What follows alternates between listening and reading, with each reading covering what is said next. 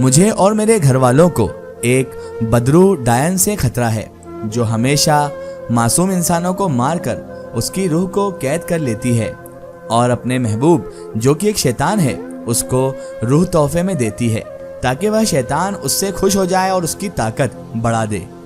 अब उसकी मनहूस नज़र मुझ पर और मेरे खानदान पर है। वह मुझे मानना चाहती है। उसमें सिकंदर भी उसका साथ दे रहे हैं और तो और इसलिए सिकंदर ने मुझे अपने महल में कैद कर रखा है। मेरे पास अब वक्त नहीं है। 5 दिन में से 3 दिन निकल चुके हैं। अब मेरे पास सिर्फ और सिर्फ 2 ही दिन रह गए हैं। सानिया ने सिकंदर के चचा को तफसील से बात बताई। ठीक है सानिया, मैं तुम्हें सानिया बोला करूंगा और अगर वह तुम्हारे पीछे पड़ी है तो मैं तुम्हारी मदद कर सकता हूँ। लेकिन उस बदरू का नाम क्या है? चचा ने उससे पूछा। उसका नाम तो शफक है लेकिन खुद को हूर कहती है और तो और शैतानी दुनिया में वह शैतान की महबूबा कहलाती है।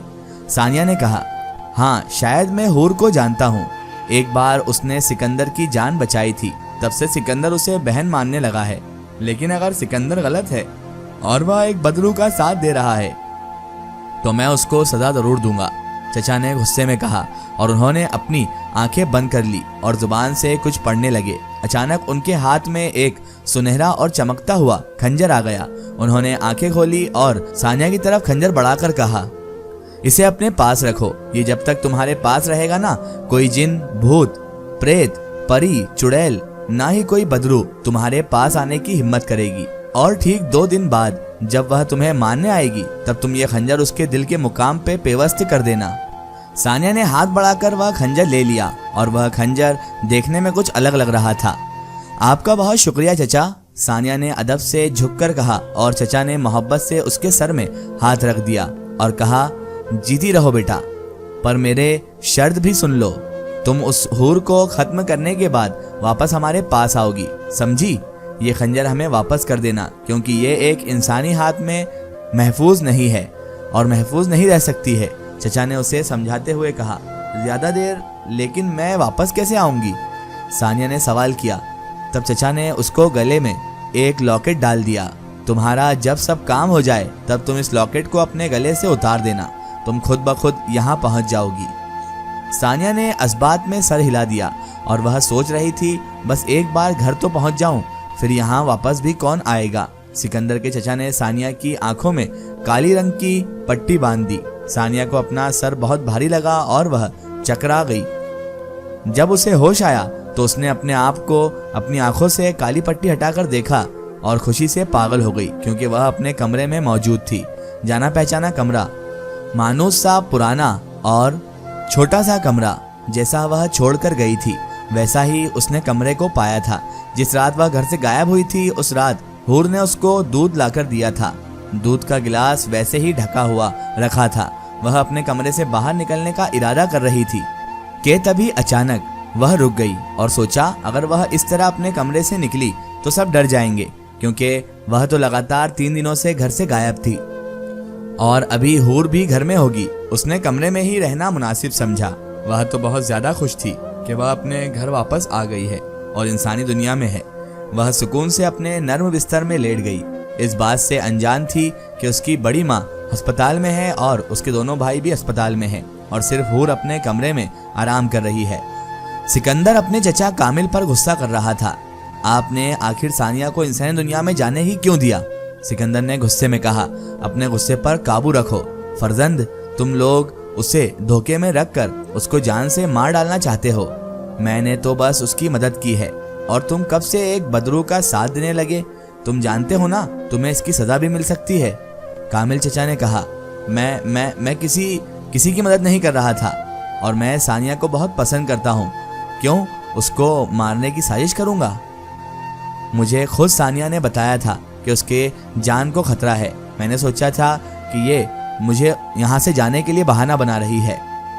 मैं उसकी मदद करूंगा, मैंने भी यही सोचा था, लेकिन आपको उसको परिस्तान से जाने नहीं देना चाहिए था। वह अब कभी वापस नहीं आएगी, सिकंदर ने उदास लहजे में कहा। वह जरूर वापस आएगी बेटा, फिक्र मत करो तुम परेशान मत हो। परिस्तान के शहजादे हो और इतने बेबस हो रहे हो। 1000 परियां हैं, खूबसूरत हूरें हैं, एक इंसान ज़ादी के लिए इतना परेशान ना हो। कामिल चचा ने सिकंदर के कंधे में प्यार से हाथ रखकर कहा, लेकिन आपने कहा सानिया वापस आएगी, आपको इतना यकीन कैसे है? सिकंदर ने उनकी आंखों में देखते हुए उनसे पूछा। सानिया नहीं जानती है कि वह एक तिलिस्मी लॉकेट अपने गले में पहने हुए है। वह मेरे कब्जे में और काबू में है। वह क्या कर रही है, कहाँ जा रही है, मुझे सब पता चलता रहेगा। अगर वह खतरे में होगी तो मुझे मालूम हो जाएगा, लेकिन फिलहाल अभी वह आराम कर रही है अपने कमरे में।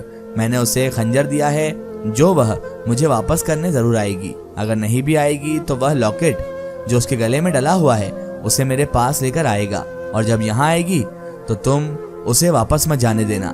सिकंदर के चचा ने उसकी तरफ मुस्कुराकर देखा और सिकंदर खुशी से झूम गया। अब हमें तुम्हारा भी ख्याल है। तुम जिस लड़की को पसंद करते हो हम उसे ऐसे थोड़ी जाने दे सकते हैं बेटा, आखिर तुम हमारे भतीजे जो हो, कामिल चाचा ने कहा। और सिकंदर ने मुस्कुराकर उनको गले से लगाया। आप बहुत ज्यादा अच्छे हैं चचा, आप मेरे चचा जान हैं। मुझे बचपन से जो पसंद आया है आपने मेरे लिए वह हासिल किया है, और आपने वो हासिल करके मुझे दिया है। शुक्रिया आपका, बहुत ज्यादा शुक्रिया। और दोनों हंसने मुस्कुराने लगे। इसके करीब आ गए। हूर ने खतरनाक अंदाज में कहा, मैं तुम्हें कल खत्म करने वाली थी, लेकिन तुमने मेरा सब्र मुझसे छीन लिया। तुमने मुझे मेरे महबूब की नज़रों में जलील किया है, और तो और कहीं चैन से नहीं रही। सिकंदर की कैद से भी आज़ाद हो गई। अब तुम्हें एक दिन के लिए भी जिंदा छोड़ना मेरे लिए खतरे से खाली नहीं और बेवकूफ़ी साबित होगी। हूर की आंखें पूरी तरीके से काली हो गई और चमकने लगी। सानिया ने डर से आंखें बंद कर ली। सानिया को अपना वजूद हल्का होते लग रहा था। ऐसा लग रहा था कि वह हवा में उड़ रही है। अचानक सर भारी होने लगा और उस पर गशी तारी हो गई और धप से वह जमीन पर गिर गई। हूर के चेहरे पर इत्मीनान दिख रहा था। वह सानिया को वैसे ही छोड़कर ऊपर उस बंद कमरे में चली गई। थोड़ी देर बाद वह जोर से आवाज देने लगी, ऐ मेरे महबूब, ऐ शैतानों के शैतान, मेरे आका, मैं तुझसे मुखातिब हूँ।